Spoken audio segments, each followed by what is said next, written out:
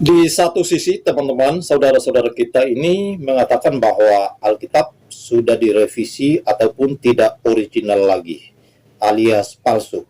Namun, mereka juga kerap kali mengambil ayat-ayat di dalam kitab Injil untuk memperkuat argumentasi mereka, memperkuat asumsi teologis mereka.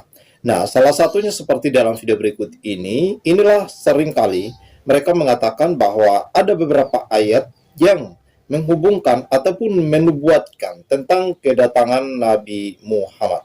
Nah, karena itu ayat-ayat inilah yang mereka kutip dan kemudian mereka mulai menafsirkan. Tetapi kita akan melihat bersama apakah benar atau tidak. Di dalam video berikut ini, Pak Dr. Bambang Nursena yang telah menanggapi pernyataan ataupun ayat-ayat tersebut yang seringkali mereka hubungkan dengan kedatangan seorang nabi. Apakah benar atau tidak? Dan Dr. Bambang Nursena menjelaskan bahwa ya, memang kalau kita melihat secara pintas, ayat-ayat tersebut menyiratkan tentang ciri-ciri nabi yang akan datang. Tetapi apakah itu nabi yang dimaksud oleh mereka atau tidak? Nah, kita simak dulu bersama-sama dalam video berikut ini. Kitab Nabi Yesaya pasal 29 mulai dari ayat 9 sampai dengan ayat 16. Ayat ini di dalam bahasa aslinya. Ya, maka bagimu penglihatan dari semuanya itu seperti isi sebuah kitab yang termaterai. Apabila itu diberikan kepada orang yang tahu membaca dengan mengatakan baiklah baca ini, maka ia akan menjawab, aku tidak dapat sebab kitab itu termaterai. Konteksnya ayat ini, bila kitab itu dibaca oleh orang yang tahu membaca. Tapi kemudian ayat 12, ya, dan apabila kitab itu diberikan kepada seorang yang tidak dapat membaca, dengan mengatakan baiklah baca ini, maka ia akan menjawab aku tidak dapat membaca. Nah, teks ini kemudian diartikan, nah tentu di otak-atik gatuk ya, ini adalah menubuatkan kedatangan Nabi akhir zaman, yaitu Nabi Muhammad ketika menerima wahyu di Gua Hira, katanya.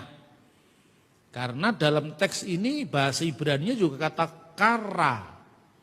Kara itu bacalah. Kara nazeh. Bacalah ini. Ve amar yadati seper. Saya buta huruf, saya tidak tahu kitab, kira-kira seperti itu. Sefer itu adalah kitab. Nah, dalam Alkitab terjemahan bahasa Arab juga digunakan kata-kata ikhra' hadza. Nah, kalau itu di otak-atik yang itu menarik. Waktu seperti yang dikisahkan oleh sejarawan muslim namanya Ibnu Hizam, yang menulis buku judulnya Sirah Nabawiyah. Ketika Muhammad itu ada di Gua Hira, ditemui oleh sosok malaikat, ya, kemudian disuruh membaca. Bunyinya juga bacalah Iqra. Lalu Muhammad menjawab, ma'ana bikhori. Ma'ana bikhori, aku tidak membaca. Sampai 3 kali kemudian didiktekan oleh malaikat itu, Iqra bismi rabbikal ladzi khalaq. Khalaqal insana min 'alaq dan seterusnya. Bacalah dengan nama Tuhanmu yang menciptakan. Nah, saudara-saudara, mirip sekali. Apakah kemiripan ini kemudian dijadikan landasan bahwa orang yang dinubuatkan dalam teks ini adalah Nabi Muhammad? Baik, kita akan membaca teks aslinya ya, di dalam bahasa Ibrani. Watehi lahem hazud. Hakol bedibre hasefer hekatum yitanu oto el yude alimor kara nazeh vi amar lo ukal. Kira-kira teks ini kalau diberikan kepada orang yang tahu membaca, baiklah baca ini, kara, nazeh, bacalah teks ini. Maka jawabnya, aku tidak dapat membaca karena apa? Karena kitab itu tertutup, termaterai. Nah kata katum, kotam, itulah yang disebut materai. Makanya ada ungkapan kutmata dalam bahasa Aram. Kita ingat juga kemarin saya sampaikan bahwa seorang pendiri agama Manikianisme yang dikenal dengan Nabi Mani. Kitabnya adalah Evangelion de Mani, itu pada abad ketiga. Mendirikan agama yang namanya Dinanuhra, menyebut dirinya bahwa dia adalah penutup nabi-nabi. Kutmata de Nabiye, atau penutup rasul-rasul atau materai rasul-rasul, yang dikenal the seal of the apostle. Dalam bahasa Aram, bukan Arab ya, Aram itu adalah kutmata de slihe. Jadi kata katam dalam bahasa Ibrani itu sering muncul sekali. Taruhlah aku seperti materai dalam hatimu, seperti materai pada lenganmu. Misalnya diungkapkan dalam kitab Kidung Agung. Jadi kitab itu termaterai berarti kitab itu tertutup, tidak bisa dibaca. Makanya kalau disebut kutmata deslike, penutup nabi-nabi. Nah ungkapan Aram itulah yang kemudian ditemukan paralelnya dalam bahasa Arab, katamun nabiyin, penutup nabi-nabi atau materai nabi-nabi.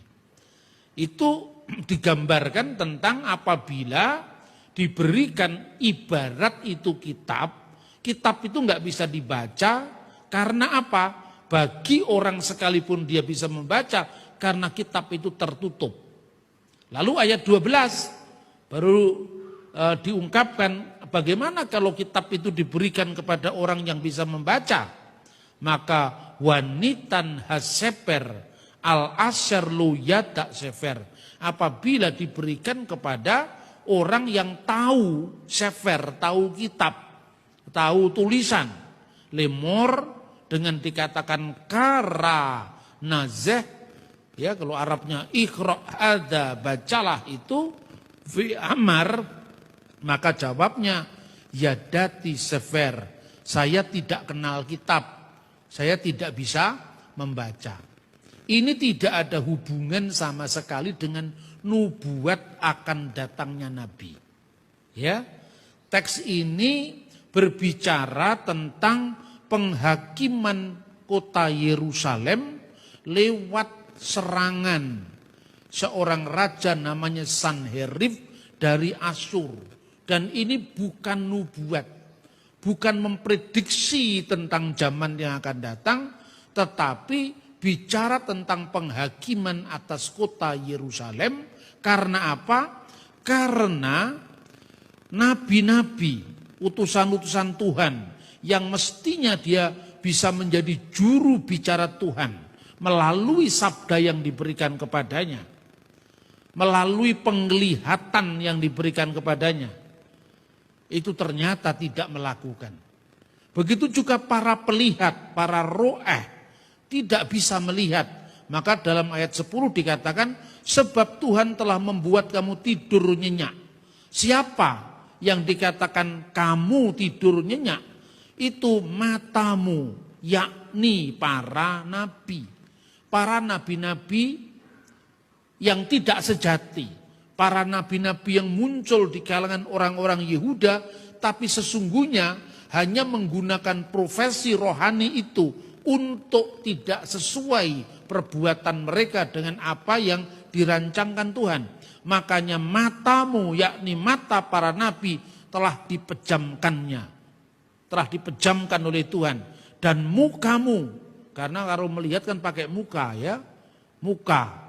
Itu pun para pelihat, para ro'eh itu dalam bahasa aslinya telah ditudunginya, telah ditutupinya. Karena apa? Bangsa ini telah memilih bahwa mereka beriman itu bukan karena dia benar-benar beriman dengan tulus hati, dengan mendengar suara Tuhan, dengan melakukan firman Tuhan, tetapi ibadah mereka hanya hafalan, ibadah mereka hanya ritual yang kering, yang tidak menyentuh hati, menyentuh pikiran, menyentuh segenap kehidupannya untuk menjadi pengabdi-pengabdi kepada Tuhan. Maka percuma lagi bangsa ini. Kira-kira seperti itu konteks.